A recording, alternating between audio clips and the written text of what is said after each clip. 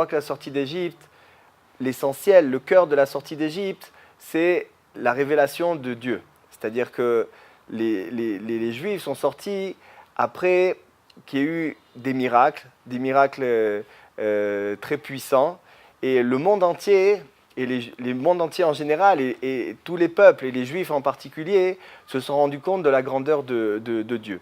Donc on voit que la sortie d'Égypte a marqué les Juifs dans leur esprit, dans le sens que Dieu est là, Dieu est présent, Dieu est omnipotent, Dieu peut tout faire, et Dieu est à côté de chacun, et c'est lui qui dirige le monde. Donc en quelque sorte, la sortie d'Égypte s'est déroulée avec une accentuation de la conscience, et même une révélation de la conscience que Dieu était le maître du monde et le maître du monde. Donc à Pessah aussi, toutes les années, la Gemara dit qu'on doit se considérer comme si on sortait à nouveau d'Égypte. Chaque année, c'est comme si on sortait à nouveau d'Égypte. Donc cette année aussi, on va à nouveau sortir d'Égypte. C'est quoi sortir d'Égypte? C'est adopter une plus grande conscience de Dieu. Ça veut dire que en temps normal, on a le droit de manger du chametz, mais ce chametz, on a le droit de le manger simplement parce qu'on a passé la fête de Pessah. La fête de Pessah, elle nous a donné une lumière, elle nous a donné la possibilité d'aiguiser notre conscience de Dieu. C'est quoi la conscience de Dieu? C'est vraiment vivre la présence de Dieu à chaque instant. C'est pas être conscient de Dieu dans le sens « je sais que Dieu existe ». Non, c'est être conscient de Dieu, c'est-à-dire que Dieu est là, présent dans mon cœur. Je suis vraiment conscient qu'il est à côté de moi. Et ça change tout. Ce n'est pas une conscience intellectuelle, c'est une conscience de vie. C'est vraiment la présence de Dieu à chaque instant. Si vous voulez un exemple, quand on conduit en ville, je crois que la limite c'est 50 km/h, je crois, j'en suis sûr même, 50 km/h. Dès qu'on passe à 70 km/h, alors des fois ça peut arriver. Si on voit un policier, alors tout de suite on va essayer de revenir à 50 parce qu'on le voit, le policier. Donc on est bien conscient de sa présence, et ça a un impact sur nous. C'est-à-dire on vit en fonction de cet événement-là.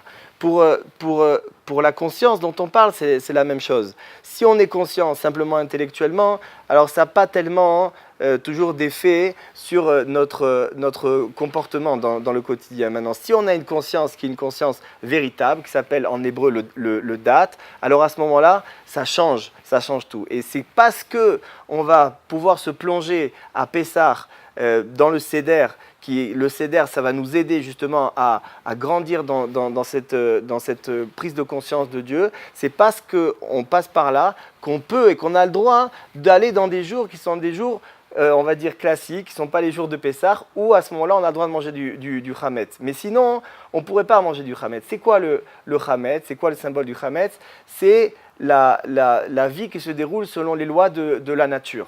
Oui, c'est-à-dire qu'on voit qu'effectivement, apparemment, tout se déroule selon les lois de la nature, puisque Dieu a créé le monde et il a mis dans ce monde une nature avec des lois. Mais c'est vrai que c'est tellement fort, tous ces effets de cause à effet, que ça a l'air vraiment d'une réalité qui fait qu'elle peut complètement cacher la vraie grande réalité, c'est que Dieu est derrière la nature. Dieu, c'est lui qui dirige toute la nature et les lois de la nature, et lui, il peut effectivement tout changer. On s'en est rendu compte à la sortie d'Égypte, par l'intermédiaire des miracles qui ont complètement brisé les lois de la nature. Donc, ce